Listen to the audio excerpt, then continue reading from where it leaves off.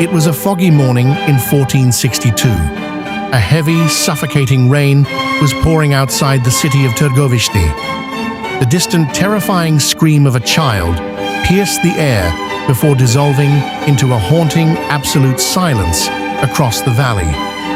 Inside a damp, dark, medieval stone room, a single candle suddenly flickered into existence. In its dim glow, a silver bowl filled to the brim with fresh, viscous human blood sat upon a rough wooden table. The flame reflected eerily on the crimson surface.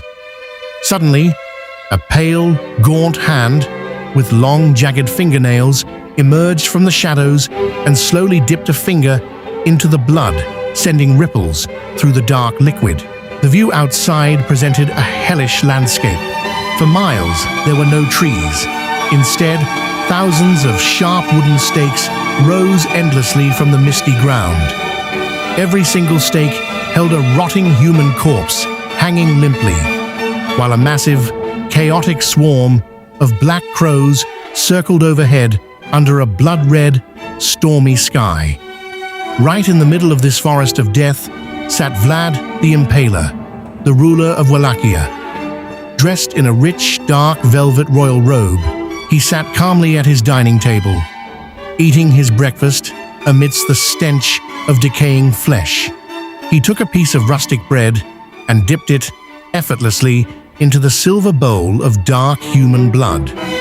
As the bread absorbed the crimson fluid, he brought it to his mouth. His face remained entirely frozen.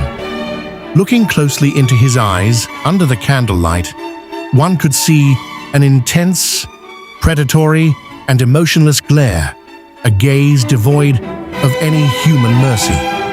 Inside the cavernous throne room, smoke swirled as if carrying ominous whispers, while an ancient parchment map of Wallachia slowly burned from the edges, turning into ash.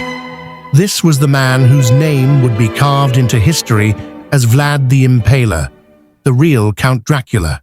But this monster was not born in a single day. His cruelty was forged in a dark, hidden past.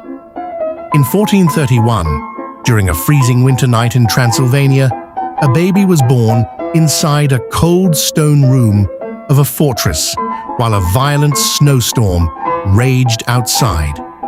That same night, a group of medieval knights, wearing hooded black robes, gathered in a secret underground chamber, illuminated by dozens of candles. They belonged to the Order of the Dragon, a secret warrior society. Standing before a massive red dragon emblem carved into the stone wall, they crossed their iron swords over a burning altar to swear a blood oath.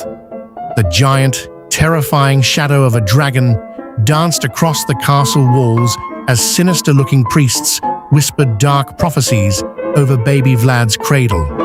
His father, Vlad Dracula, who proudly wore a heavy gold dragon medallion, raised his son to be a ruthless warrior. From his childhood, young Vlad would sit alone in the fog, staring silently and obsessively into the crackling fireplace, letting the orange flames reflect in his intense eyes. The darkest turning point in Vlad's life arrived when he was only 11 years old. Used as a political pawn, young Vlad and his younger brother Radu were bound in heavy iron chains and dragged away by ruthless Ottoman soldiers. The fierce Janissary guards marched the children through the grand palace corridors and threw them into a pitch-black, suffocating underground dungeon. This prison became the factory that destroyed Vlad's humanity. Ottoman guards brutally whipped him day after day. As dust and sweat flew from the lashes, young Vlad's eyes filled with tears of absolute rage and hatred, his jaw clenched in silence. He watched from his cell as prisoners were put on torture racks and the executioner's tools left dark pools of blood on the stone floor. While his brother Radu broke under the pressure, accepted the Ottoman culture, and wore their lavish silk clothes, Vlad sat alone in the darkest corner of his cell, silently sharpening a small iron knife against the stone wall. Peering through the iron bars of his window, he secretly watched public executions, his mind dreaming purely of revenge. Every crack of the whip and every drop of rain splashing through the bars transformed his trauma into a cold, calculating psychological darkness. In 1447, the ultimate tragedy struck. A breathless messenger knelt before Vlad to deliver devastating news. His father had been brutally murdered by his own corrupt noblemen, the boyars, and his older brother Mircea had been buried alive. The thought of his brother desperately scratching the earth underground shattered the last remnants of Vlad's mercy. Screaming in pure rage, the young prince mounted his black warhorse and charged onto the bloody battlefields of Wallachia. At just 25 years old, passing through scattered shields and broken swords in the mud, he successfully claimed his father's throne. Once crowned as the ruler of Wallachia, he engineered a terrifying plot. During the royal Easter feast, he invited all the noble boyars and their families to a grand banquet inside his castle hall. Believing the new king had forgiven them, the nobles drank red wine and laughed arrogantly. Vlad stood silently at the head of the table, staring at them with death in his eyes. Suddenly, at his signal, the heavy wooden doors of the banquet hall slammed shut. Armed black armored soldiers storming into the hall with drawn swords. Terrified screams echoed as chaos erupted, and the old nobles were brutally impaled right inside the blood-splattered banquet hall.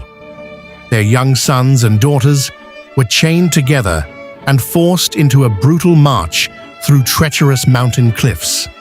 There, under the crack of whips and facing starvation, as exhausted workers collapsed and bodies fell into the thick fog below, Vlad stood on the highest tower, smiling coldly from the darkness. This marked the beginning of Vlad's notorious era of impalement, an execution method of mathematical cruelty. Executioners prepared long wooden stakes, carefully smoothing and greasing the blunt wooden tips with oil. Vlad did not want the stakes to be sharp, because a sharp blade would pierce vital organs and kill the victim instantly. He wanted them to suffer. The victim was tied down, and the blunt stake was forced into the body before soldiers lifted the wooden stake upright and secured it into the ground. Under the weight of their own bodies, the victims slowly slid down the stake over days as the wood pierced through their chests or mouths without destroying their vital organs. Victims hung in agony under a scorching hot sun for 3 to 4 days, while flies buzzed and crows ate their living flesh. Mothers were impaled with their infants.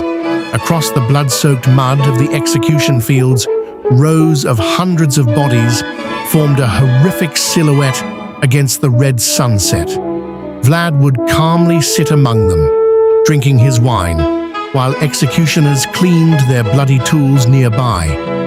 Furious at this defiance, the mighty Sultan Mehmed II led a massive, endless Ottoman army of 150,000 soldiers toward Wallachia, their war drums echoing fiercely through the fog. Previously, when Turkish envoys refused to remove their turbans in Vlad's court, Vlad had ordered his soldiers to nail the turbans directly onto their heads with iron nails.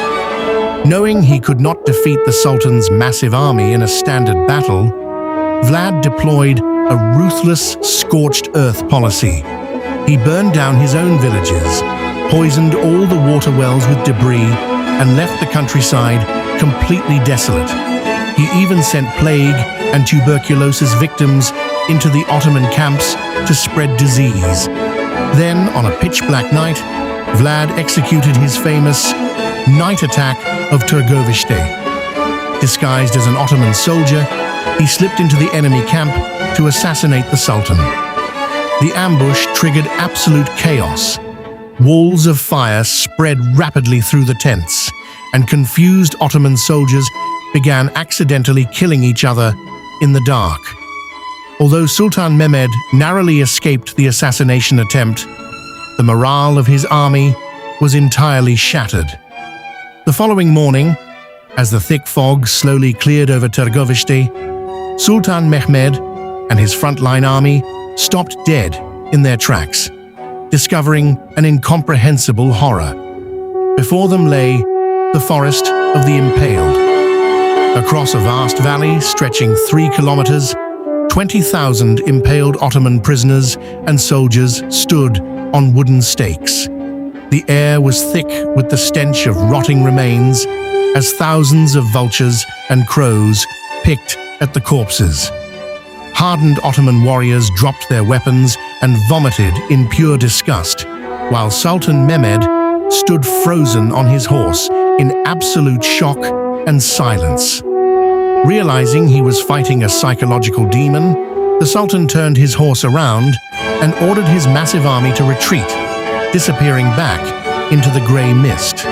Under Vlad's absolute reign of terror, crime ceased to exist in Wallachia.